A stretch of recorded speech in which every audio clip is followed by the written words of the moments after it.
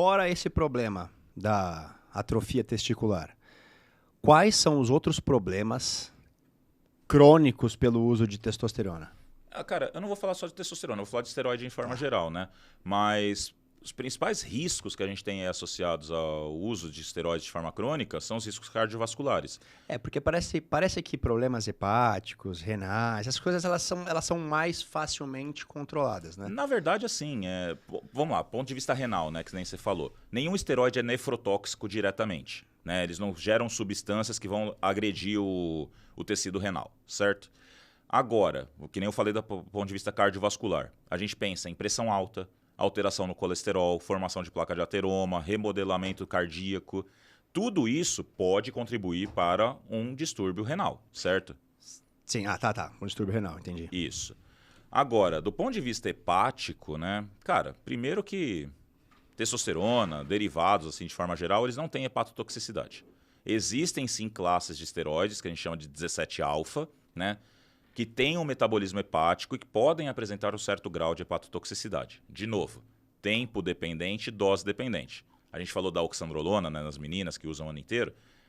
Se for nessas dosinhas muito baixas, né, dificilmente a gente observa uma hepatotoxicidade real. Tá. Dificilmente, tá bom? Outros esteroides, né, que nem o pessoal morre de medo do famoso hemogenin, né, essas coisas. Deixa eu perguntar da oximetalona, né? Oximetolona. Tipo, é um dos menos hepatotóxicos que existem. E Isso criou um medo, engraçado, né? Criou-se um mito dele, de que ele era muito, né? Coisas que eu ouvia falar muito de hemogenin, que ele era muito hepatotóxico e que era um dos poucos que era provado que tinha câncer de próstata relacionado a isso. Porra nenhuma. Nada a ver. Muitas vezes esses mitos, medos, né, eles vêm de algum artigo que foi publicado de relato de caso. Então tem sim um relato de caso, né, publicado, tá no PubMed, né, quem quiser pesquisar. A gente acha que tem lá um artigo relatando um carcinoma um adenoma hepatocelular, né, não é nem um carcinoma, porque ele não sofreu metástase, né?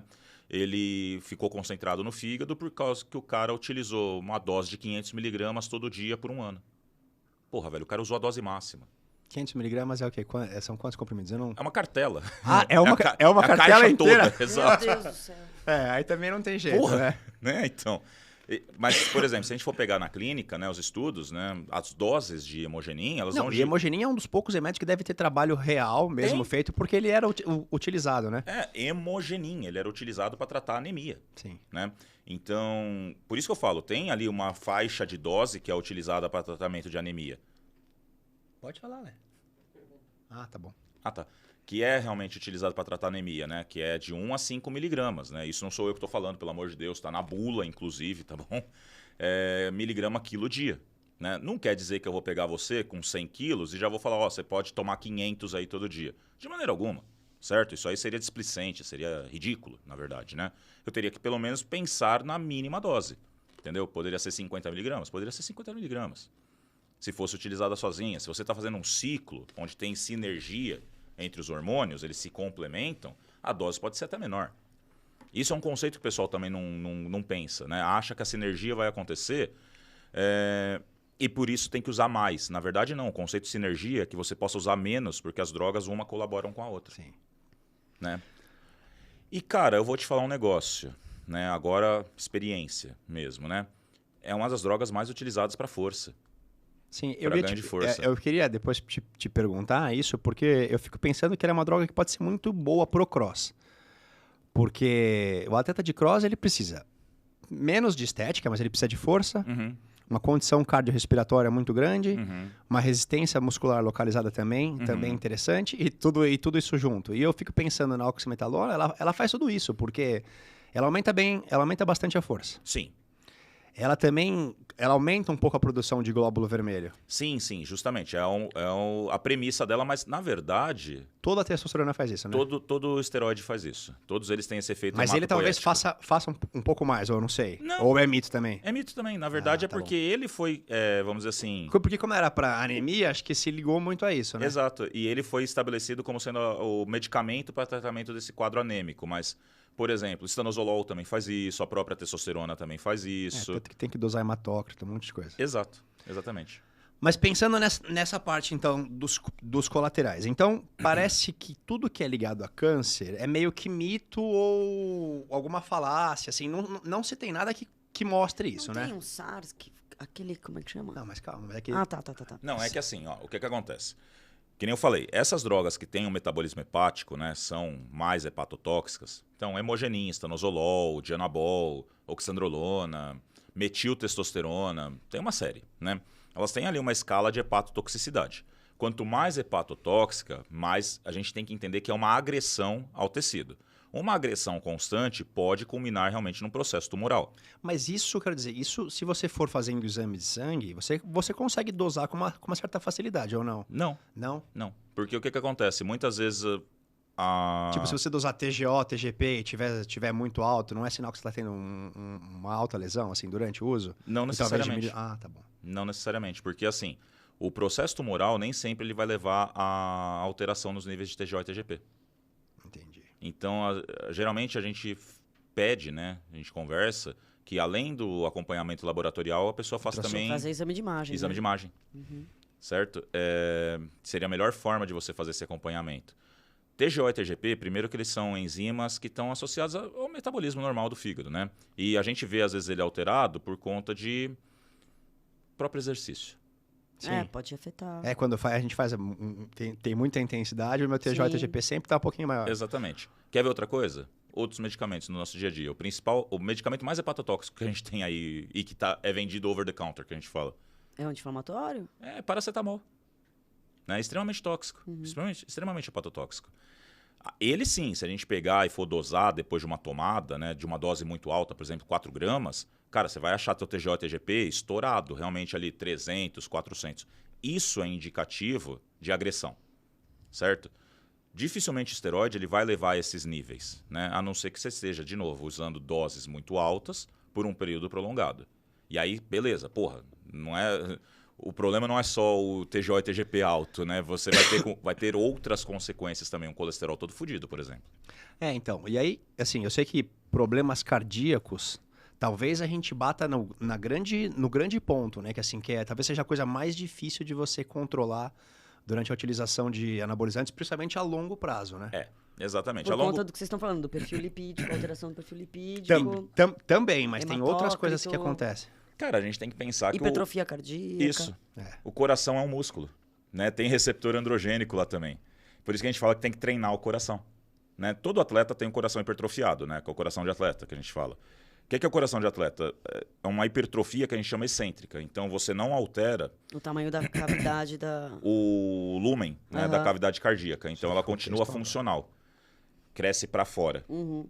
Agora, o que é um coração hipertrofiado concêntrico, que é o coração patológico? Você diminui a cavidade.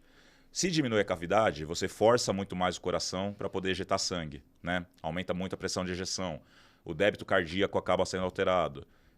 Muda-se, né, a estrutura cardíaca, de uma forma geral, a arquitetura. Por essa razão, o cara ele é mais propício a sofrer um acidente, certo? Um infarto, por exemplo. Mas isso também dá para mais ou menos ser controlado com exames de imagem também. Isso, a gente sempre pede para a pessoa estar fazendo um eco, né, fazendo um eletro, para poder ver se a função cardíaca está normal. Mas eu queria muito perguntar isso, porque quando a gente trouxe o Dr. Tales, que é um médico do esporte, Sim.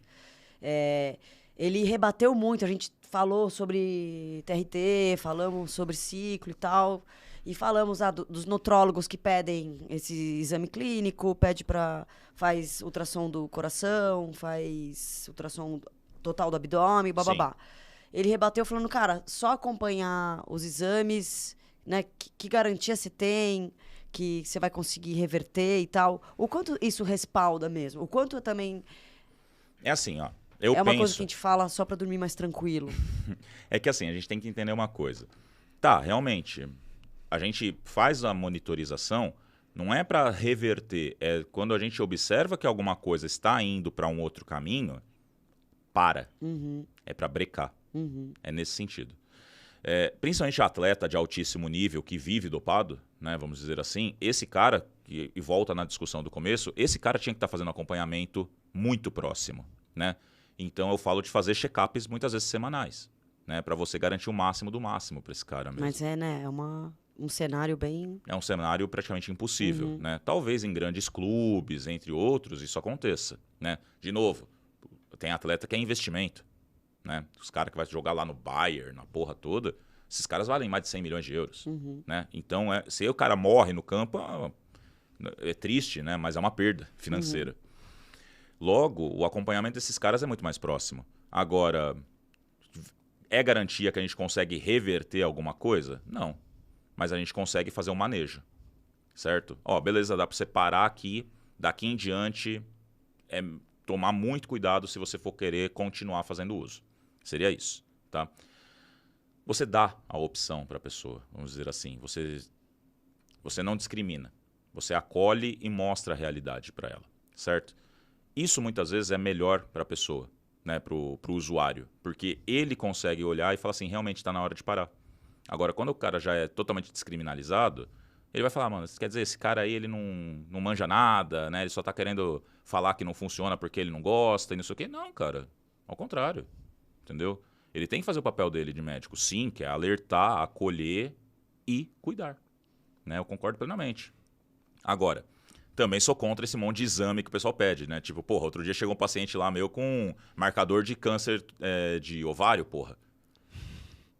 Homem. Foi numa lista direto, né? A mulher chegou com o PSA. Eu falei, como é que tá a tua próstata? A mulher com PSA e ele com de ovário. Exato. Mesmo. Tô falando sério, ué. Sabe por quê? Porque pega, né? Sim, tique-tique-tique, e vai embora, exato.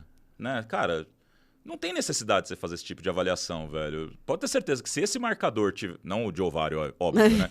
Mas se o marcador tumoral tiver realmente alterado, na hora que você perceber isso, você já tá com câncer disseminado. Já tá instalado. Exato.